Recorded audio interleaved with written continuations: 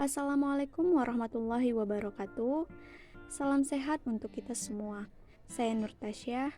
Nah, kali ini saya akan menjelaskan dualisme gelombang partikel.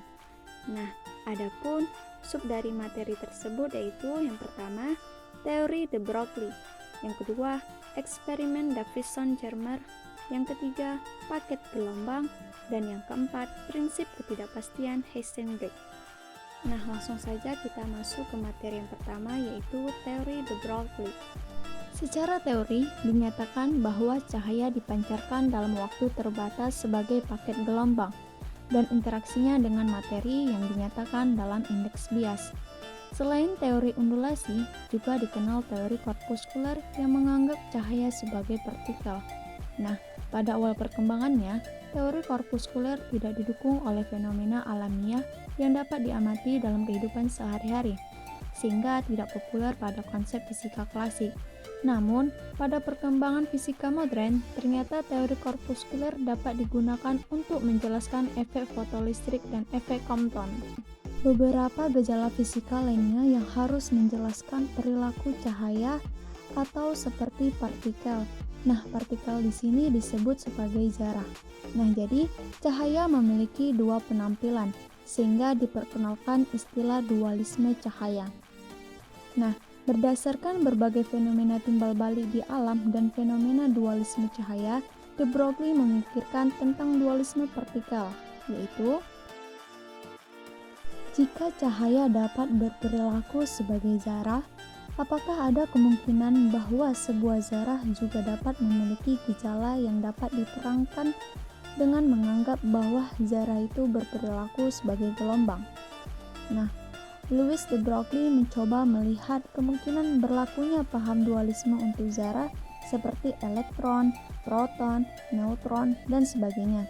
Pemikiran de Broglie terkait dengan fenomena dualisme cahaya yang dianalogikan dengan dualisme partikel gelombang, yaitu bahwa partikel seperti elektron juga memiliki sifat seperti gelombang. Nah, selanjutnya itu hipotesis de Broglie, di mana bahwa hipotesis de Broglie telah diuji secara eksperimen oleh Davison dan Germer serta Thomson, yang menemukan adanya pola difraksi pada elektron yang dihamburkan oleh materi seperti halnya yang terjadi pada difraksi gelombang. Nah, sifat partikel dan gelombang tidak tampak sekaligus, namun bergantung pada perbandingan dimensi panjang gelombang de Broglie dengan dimensi sesuatu yang berinteraksi dengannya. Selanjutnya, karena partikel dihipotesiskan memiliki sifat gelombang, maka ada kemungkinan bahwa partikel-partikel juga mengalami gejala difraksi, interferensi, refleksi, polarisasi, dispersi, dan refraksi. Nah, selanjutnya itu eksperimen Davison-Germer. Pada tahun 1927, Davison-Germer melakukan eksperimen dengan menembakkan elektron-elektron dengan kecepatan rendah pada kristal nikel dan mengukur intensitas elektron-elektron yang terhambur dari permukaan kristal nikel tersebut pada sudut hamburan yang berbeda. Nah, pada percobaan tersebut, bahan nikel dan peralatan lainnya ditempatkan dalam ruang yang dapat divakumkan. Sebuah penembak elektron dipasang untuk menembakkan elektron pada bahan nikel. Besarnya energi elektron ditentukan dengan mengatur besarnya potensial antara anoda dan katoda pada penembak elektron.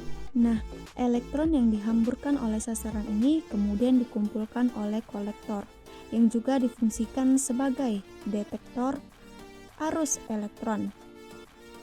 Posisi kolektor tersebut dapat dipindahkan sehingga dapat diamati besarnya arus kolektor sebagai fungsi dari sudut hamburan.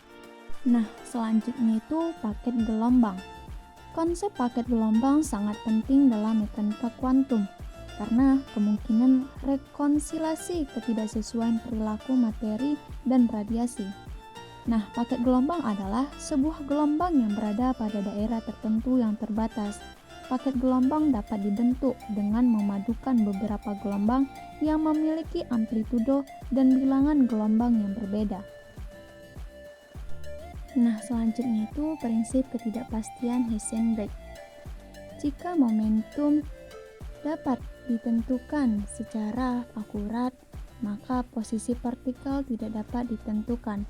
Demikian juga, jika posisi partikel dapat ditentukan secara akurat, maka momentumnya tidak dapat ditentukan.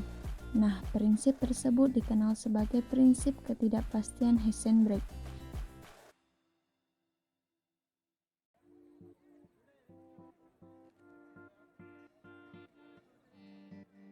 Nah, prinsip ini menyatakan bahwa hasil pengukuran untuk menentukan posisi dan momentum partikel mengandung ketidakpastian. Nah, adapun prinsip fundamental. Prinsip ini dirumuskan ketika orang sibuk mempelajari persamaan Schrödinger dan berusaha keras untuk dapat memahami maknanya. Prinsip Heisenberg disajikan lebih dahulu dari persamaan Schrödinger. Nah, adapun suatu cara baru yang dimana pada tahun 1926, Heisenberg juga muncul dengan suatu cara baru untuk menerangkan garis-garis spektrum yang dipancarkan oleh sistem atom. Nah, selanjutnya itu hubungan ketidakpastian, di mana Heisenberg menyatakan hubungan ketidakpastian momentum dan posisi dirumuskan sebagai delta P, delta X lebih besar sama dengan H/2. Sedangkan untuk hubungan ketidakpastian energi dan waktu dirumuskan delta E kali delta T sama dengan H. Dan untuk hubungan ketidakpastian kecepatan terkait posisi, V sama dengan dx/dt. Baiklah, cukup sekian yang dapat saya sampaikan mengenai dualisme gelombang partikel. Sekian dari saya ucapkan terima kasih.